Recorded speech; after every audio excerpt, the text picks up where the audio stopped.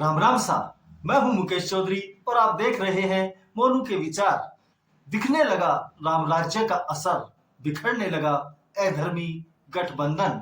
यहाँ अधर्मी का मतलब वो जिनका कोई धर्म नहीं होता और बिना धर्म के आप राम राज्य की कल्पना नहीं कर सकते हैं। ये तो आप जानते ही हैं, मोदी हटाओ के नाम पर एक गठबंधन बनाया गया था, या ये कहें कि तरबूजों को पोटली में बांधने की कोशिश की गई थी।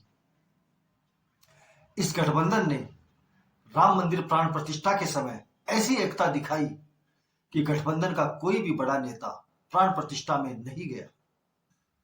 राम मंदिर प्राण प्रतिष्ठा तो हो गई, पूरे देश ने खूब जश्न मनाया, लेकिन यह गठबंधन अब किस मुकाम पर पहुंच रहा है, यह मैं आपको सबूतों के साथ दिखाऊंगा। इस गठबंधन की नींव लगी तब से इसका अस्तित्व खतरे में नजर आ रहा था। इसमें बंधन कम, गांठें ज्यादा नजर आ रही थी।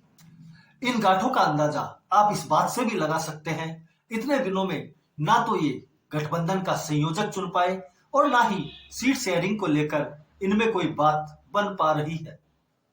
वैसे इस गठबंधन को लेकर 4 महीने पहले मैंने एक वीडियो बनाया था जिसका शीर्षक था इंडिया गठबंधन को तोड़ेंगे ये 4 लोग। उस वीडियो का लिंक मैंने डिस्क्रिप्शन में डाल दिया है, ऊपर की बटन से भी आप उस वीडियो को देख सकते हैं। उस वीडियो में मैंने स्पष्ट कर दिया था, कांग्रेस, केजरीवाल, ममता बनर्जी और नीतीश कुमार, ये 4 लोग कैसे इस गठबंधन को तोड़ सकते हैं।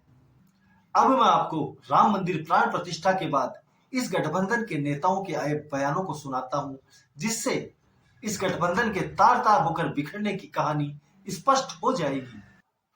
सबसे पहले मोदी को 2024 में हराने का संकल्प लेने वाली ममता बनर्जी को सुनिए।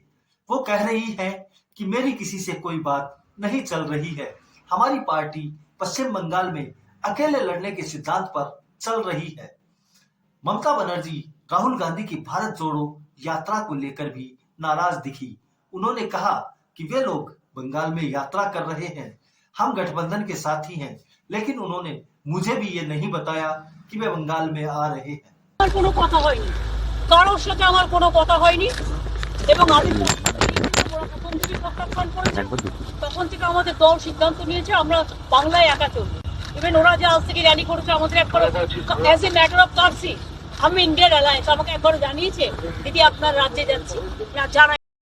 साथ ही उन्होंने राहुल गांधी के पश्चिम बंगाल में सीट शेयरिंग को लेकर ममता बनर्जी से बात चलने के दावे को भी खारिज कर दिया। उधर पश्चिम बंगाल कांग्रेस ने भी ममता बनर्जी को मौका प्रस्त बताते हुए अकेले लड़ने की बात कही। साथ ही राहुल गांधी की भारत जोड़ो न्याय यात्रा के पोस्टर फाड़ने को लेकर भी टीएमसी पर आरोप लगाए। यहां आपको बता दें, ममता बनर्जी का कहना है कि मैंने कांग्रेस को कई प्रस्ताव दिए, लेकिन कांग्रेस एक में भी सहमत नहीं हुई। ममता बनर्जी के प्रस्तावों की बात करें तो उनका एक प्रस्ताव तो ये था कि वो कांग्रेस को सिर्फ 2 सीटें देना चाहती है जो उन्होंने 2019 में जीती थी। दूसरा प्रस्ताव ये था कि लेफ्ट पार्टियों को गठबंधन से अलग करो, क्योंकि 34 साल से जिन लोगों से मैं लड़ रही हूं उनके साथ चुनाव में जाऊंगी तो भाजपा को फायदा होगा। तीसरा प्रस्ताव यह था कि पश्चिम बंगाल में कांग्रेस को दी गई सीटों के बदले कांग्रेस उसे मेघालय और असम में सीटें दे। कांग्रेस इन प्रस्तावों पर सहमत नहीं थी। दूसरे किरदार अरविंद केजरीवाल की बात करें तो वो खुद तो सामने नहीं आए, लेकिन उन्होंने पंजाब सीएम भगवंत मान को आगे कर दिया। भगवंत मान ने कहा कि पंजाब में कोई गठबंधन नहीं होगा, पंजाब की 13 सीटें आम आदमी पार्टी जीतेगी। आप भी सुनिए भगवंत मान का बयान। देश में पंजाब बनेगा हीरो। 2024 में लोकसभा चुनाव में आम आदमी पार्टी के पक्ष में 13-0।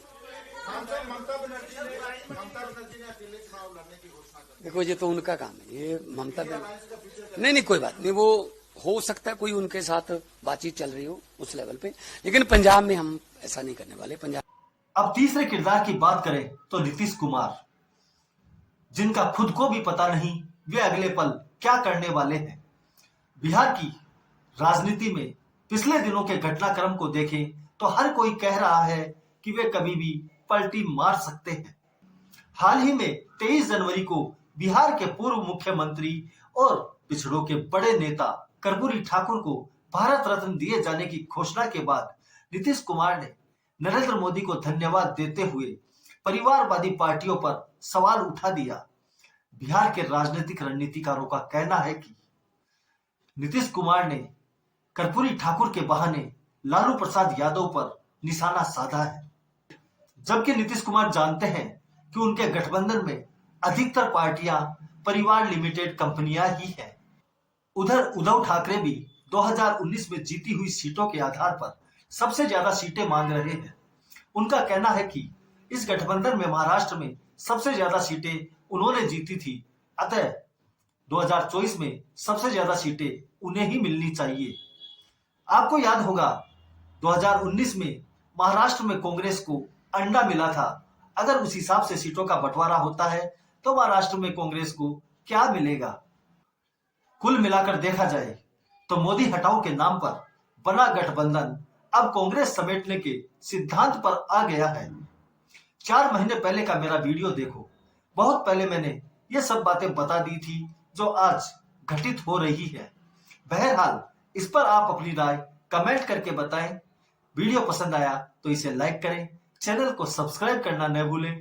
धन्यवाद। जय हिंद, जय भारत।